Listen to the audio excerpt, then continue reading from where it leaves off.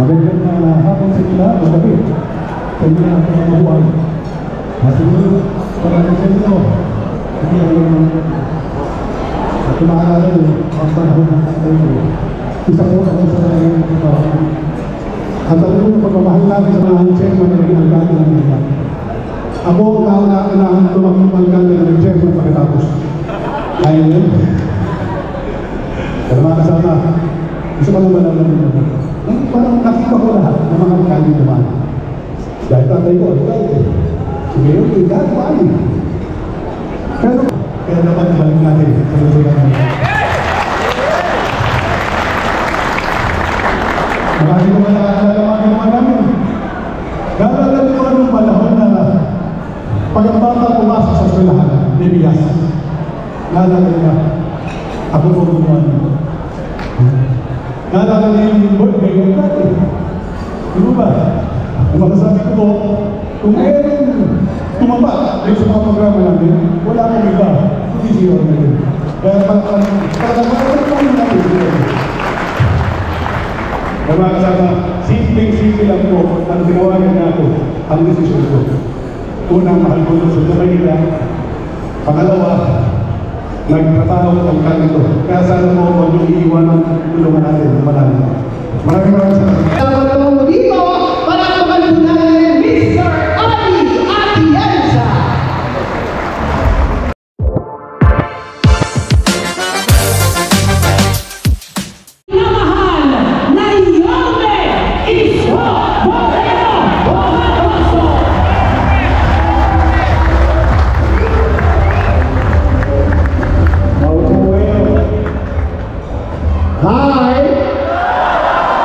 Hello!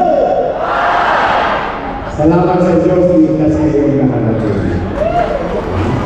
Maulan.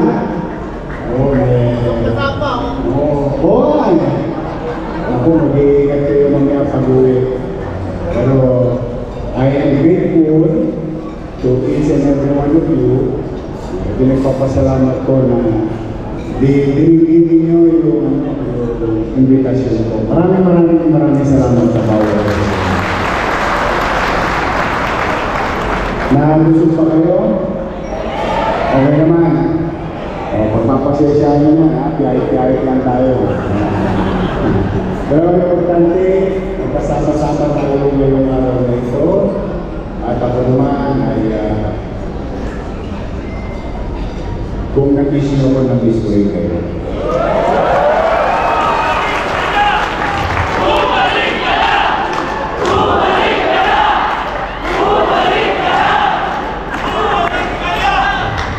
Kayo talaga?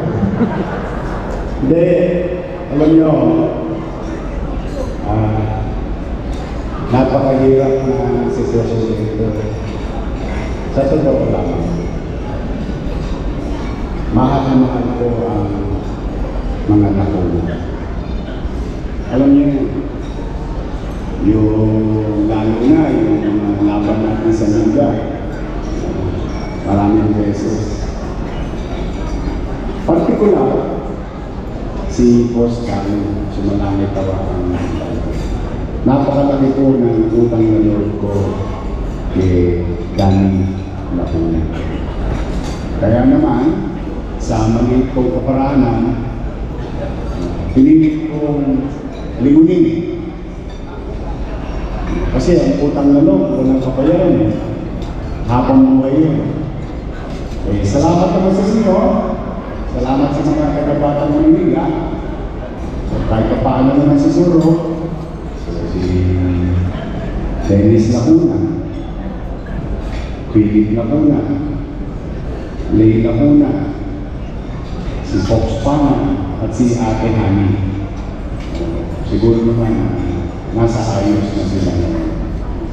Nabigyan na natin ng pagkakataon. Katulad na sinabi ko, walang kabayaran ang utang na loob. Kaya ako naman patuloy na magbabayad ng utang na loob. Siguro sa ibang paraan na lang. Dahil malaki rin ang utang na loob ko sa mga batang Maynila.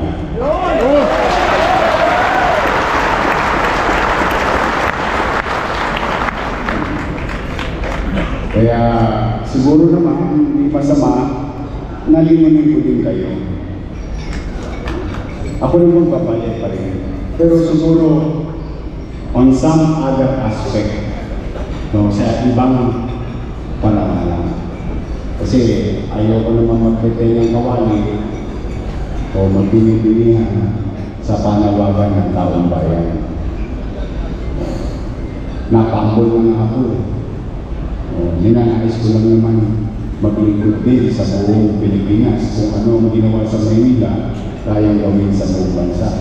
Pag-desisyon ng tao, eto na ako sa Germany. Pahinga.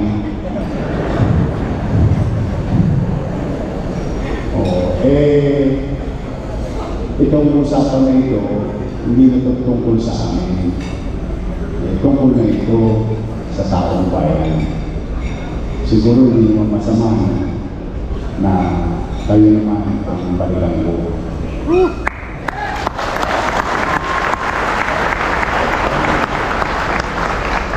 Ngayon, sa pagsasama, minsan ay hiwalay ang parang lamada, hiwalay ang tibulor sa puti. Talagang gano'n. Basta tayo, pinagmakasakitan natin sila. At nabigyan sila ng pagkakataon. Hindi naman tayo lang, tayo naman.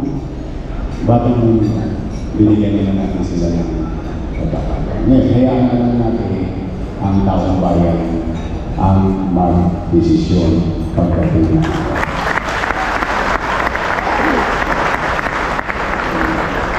Ngayon, meron ako mga kasama na nandito. Ito, sa Lakari, ang nangunguna.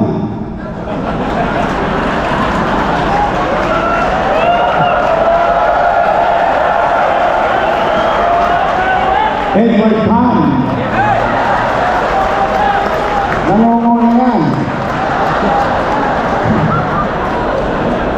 Mahal-mahal yan. Si Edward Pan. Kayo talaga, mga tigatulog talaga kayo. Alam nyo, ayag yung ano, double mo rin yung salita. Yan, pero mahal-mahal. Sipag naman yan. Saka si Edward Pan kapag mga batang 98 kami. Sabi dyan, si Edward Pan. Nako, ito, taus-puso ang pasasalamat ko dito. Nung napapalaban tayo sa buong Pilipinas, ito nasa bundok, wala sa District 2. Pinagmamalasakitan ako. Ang pusiyan natin, si Awi siya.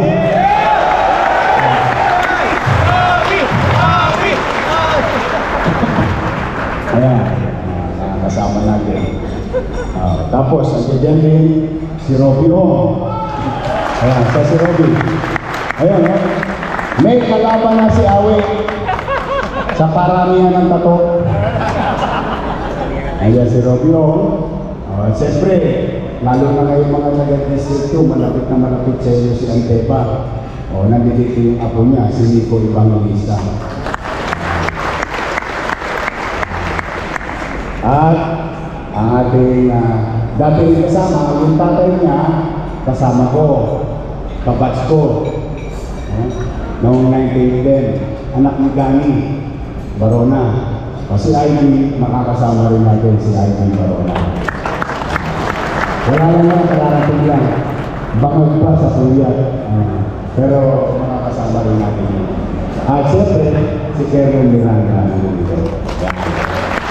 Kaya mga bago natin kasama, bahala na kayong pusuan. Pagdating ng araw, siguro mag-iikot na sila. Harapin ninyo, kilakisin ninyo, yung ating mga kasama. Pero galit, kayo pa rin ang magpag-desisyon. Ngayon, yung aking nakasama rin sa museo na matagal natin Congressman Carlo Lopez.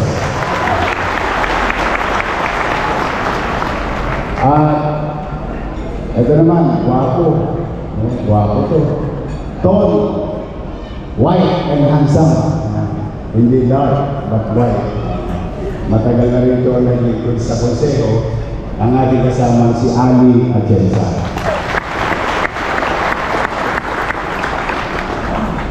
Ay, Mahirap sa totoo lang. Kaya lang, talagang hindi naman kayo pwedeng talikuran. Siyempre, iniisis din natin yung lungsod, iniisis natin yung tao. Pasasaan ba? Nakakaraos din. Kung sakasakali ba na papalawag kami ni Ali, sasamahan mo kami.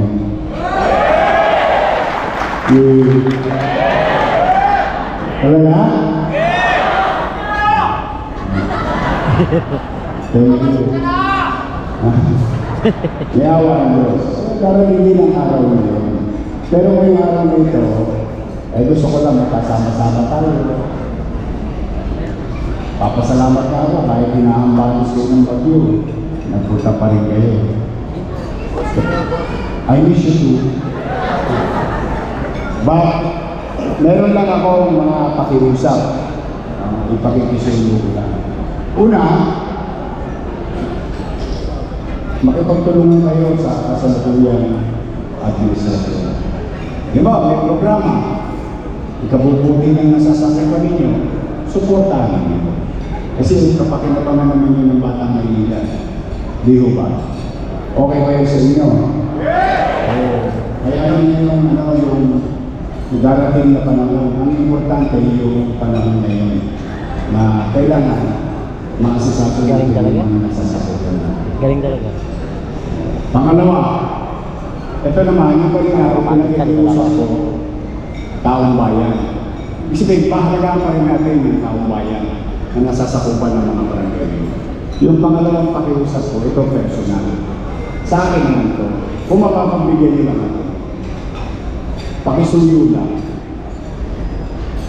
Kung halimbawa, tayo pagkatampo, kung kanino man, huwag yung pagsasalitaan ng masakit ang ating amigo. Yun lang pakiusap ko. Halimbawa, kakasalitaan yan eh. Huwag yun na lang, ibig-sarili nyo na lang. Kasi pag napagsalitaan siya na hindi maganda, nasasaktan din ako. Dahil mahal na mahal ko yung mga yan. Mas mahal ko na.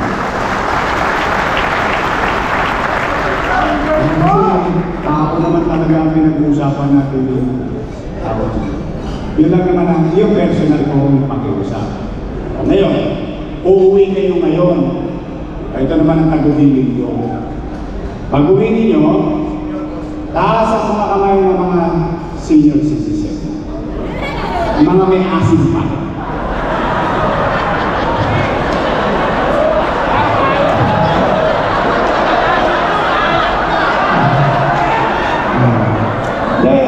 Totoo naman eh. Alam niyo naman, love na love ko mga senior citizen, ha? Okay. May nabalitaan ako, may binago sa ginawa ko.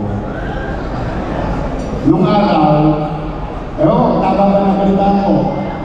For picture. Pag hindi nakapunta, hindi bibigay yung... Tama ba?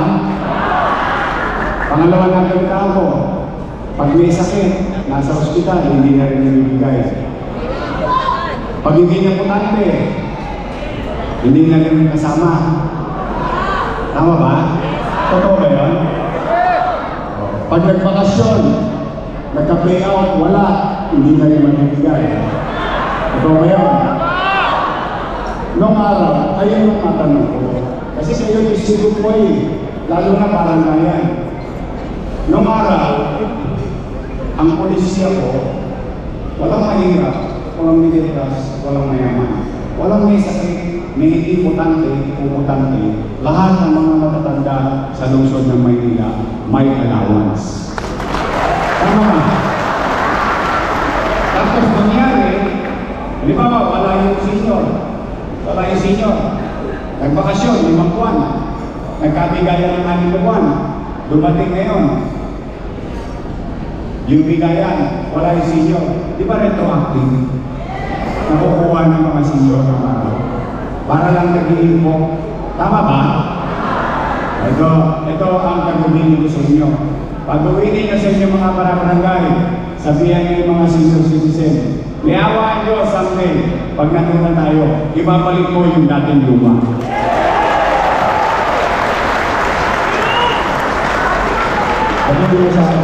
Kasi, ang katwiran mo doon, for example, hindi ko maintindihan bakit may nagpalit sa konseho.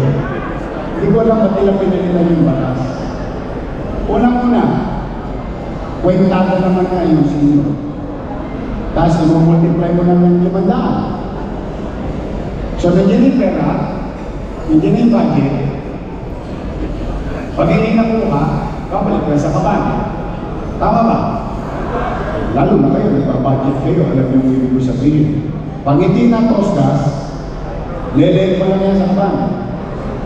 Tapos pwede na ulit ibalik, ibigay, i-update yung senior. Tama mali. Ayun, sabihin niyo mga lolo-lola ko, sabihin ko sa kanila, I love you. Babalik ko yung dati. May awa Diyos sa tulong. Yun lang. Yun muna.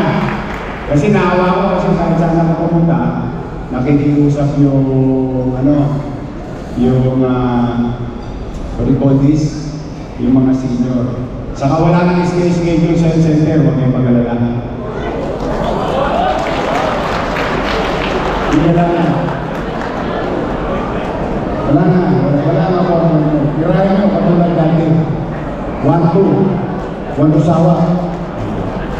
Ganun naman dati. Yun lang, nalulungkot ako kasi parang, alam mo nakakalungkot doon? Alam niyo ang nakakalungkot doon? Nakikinabang na yung tao, pabaguhin ko pa natin. Dapat ang pagbabago, paakyat. Hindi pa baba. Tama mali ko? Ayun lang, ang tagubilin ko. Pag-uwi ninyo sa inyong mga barangay, sabihin nyo sa mga minamahal kong nanay, tatay ko, lolo, lola ko, I love you. Yun lang yun. Tapos na. So muli, maraming salamat sa inyo. Sana samahan nyo kami pagdating ng araw, ha? Samahan nyo kami ni Ali. Okay ba? Company is for learning. Anyway, maraming salamat sa bawat isa sa inyo. Mag-iingat kayo pag-uwi. Hindi na kailangan magmadali. Talagang masama ang panahon. But then again, thank you very much sa pagpunta ninyo.